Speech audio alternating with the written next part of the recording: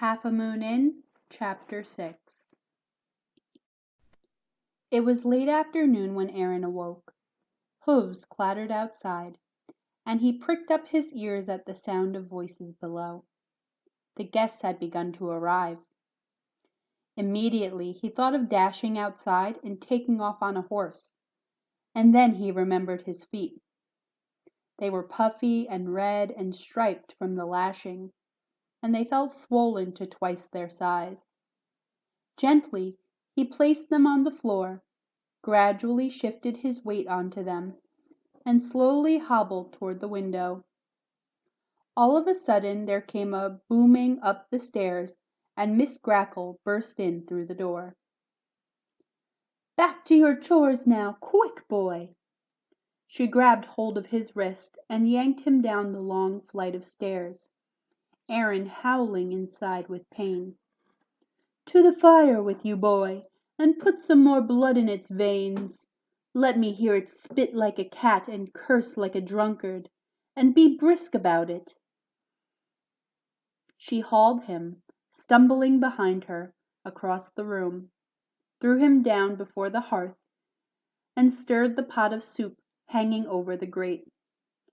"And if you still have trouble remembering your manners, why, I'll be happy to remind 'em to you," she said with a smile, and picked up the willow switch off the mantel and put it down once again.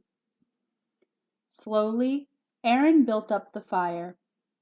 He listened for the sound of horses and watched the callers stride in through the door and stamp the snow off their feet.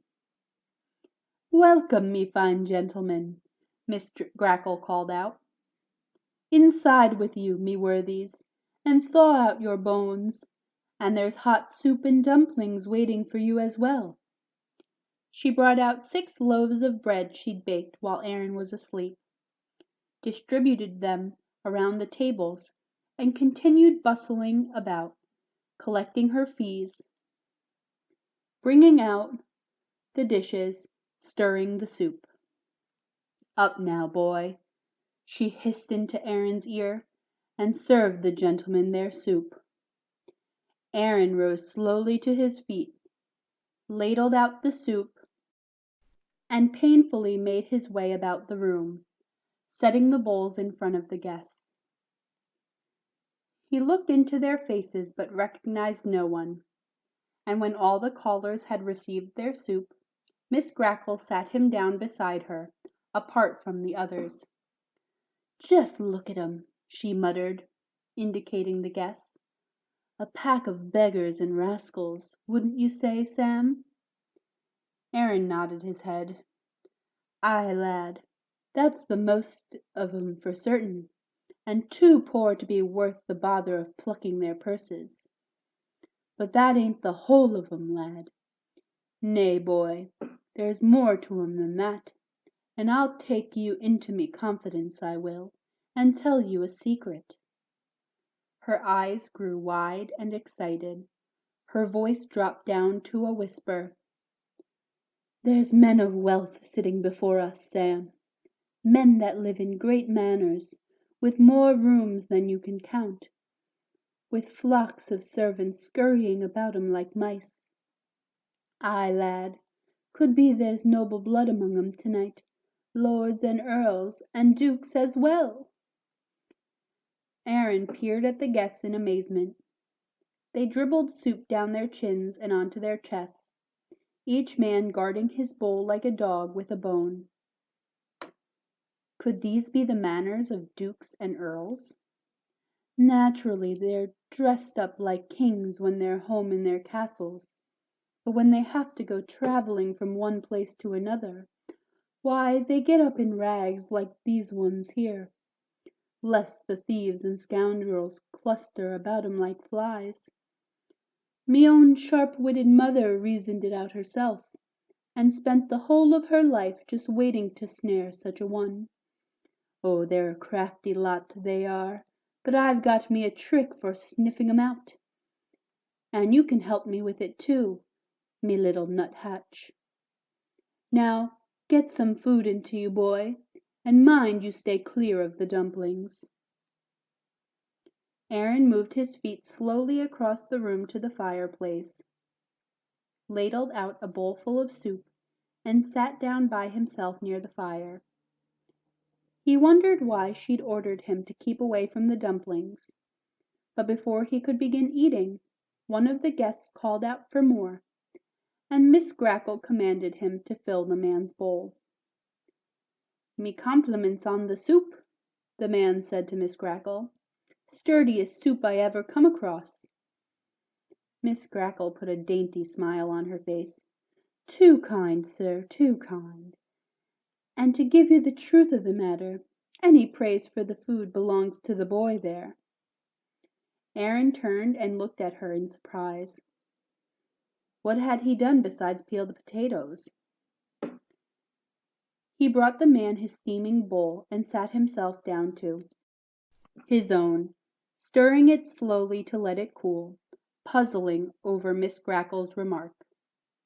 "Me compliments to both of ye, then," the man continued. "But have you heard the news of Lord Tom, good madam?" Instantly, Aaron's ears pricked up.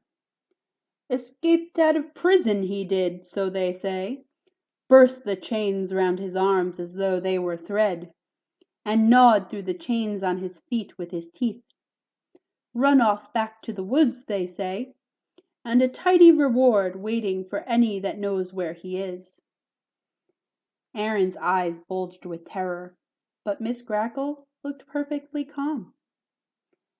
"And who," she asked, "is Lord Tom?" Aaron gaped in amazement. Surely Miss Grackle of all people would have heard of him.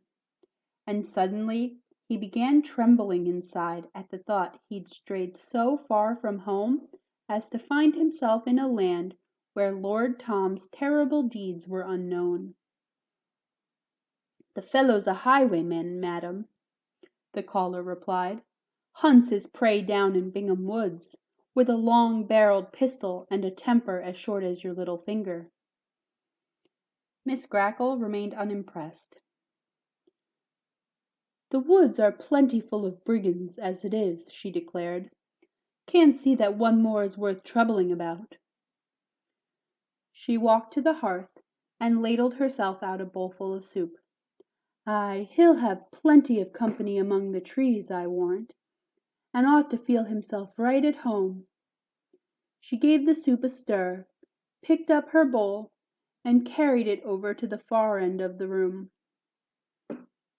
Aaron looked at her in wonderment, pondering her ignorance of Lord Tom.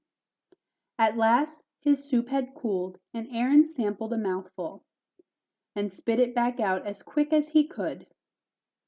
Scraps of cowhide floated in it. The broth tasted of leather, and he found a tack among the vegetables. Miss Grackle must have sliced up his boots and thrown them in the soup. He reached for a loaf of bread, broke off a piece, and found that it tasted of wool. His stockings! Now he knew perfectly well what she'd meant when she'd given him credit for the meal. He shot her a furious glance and caught her dabbing her lips with his very own handkerchief, the one his mother herself had embroidered for him. The light-fingered scoundrel had snatched that from him as well, and had decided to keep it for herself. She returned Aaron's stare with a knowing smile, and he angrily dumped his soup back in the pot and remained by the fire, jabbing at the logs with the poker. One by one, the callers finished their dinners, and Miss Grackle set Aaron to clearing the tables and washing the dishes. He kept his ears cocked to their conversation, straining for any information he might pick up. At last they began to grow sleepy and yawn, and gradually they trooped up to bed. "Now we wait a bit," said Miss Grackle, when the last one had gone. And she sat him down next to her, listening to every sound from above. When the ceiling had long since ceased to creak from the guests' footsteps, and long after Miss Grackle poked her head out the door and saw that the third-story window was dark, she cautiously led Aaron up the stairs and into the caller's room. She stood in the doorway a while, making sure all were asleep.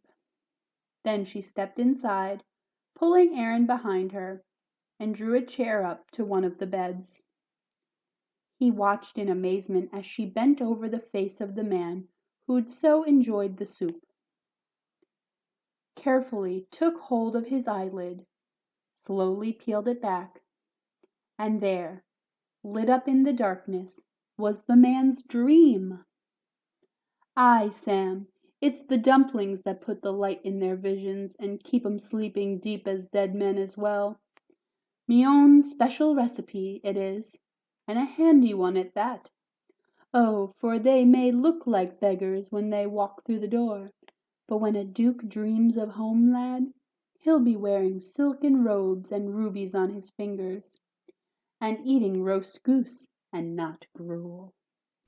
Aaron peered in astonishment at the dream dancing across the man's eye, and realized Miss Grackle had looked into his own the same way.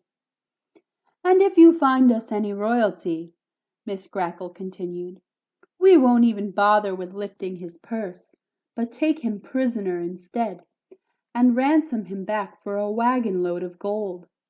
Aye, and move into a manor ourselves. Now pull up a chair to that one yonder, and keep your eyeballs sharp for silks and jewels." Aaron did as she said, pulled back the man's lid, and watched the fantasies float across his eye like clouds through the sky.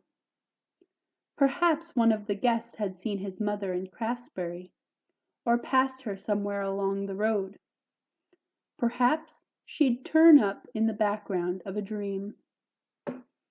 For hours Aaron combed through the caller's visions, carefully searching for just a glimpse of his mother, or their horse, or merely the sea. He saw pigs with wings, and wagons that sped along without horses, but nothing of what he was looking for, and no sign of lords or ladies. Far into the night they looked into dreams, Aaron's stomach rumbling with hunger, and his eyes growing heavy as gold doubloons. When Miss Grackle herself began to yawn, she led him to her bedroom and had him build her a fire.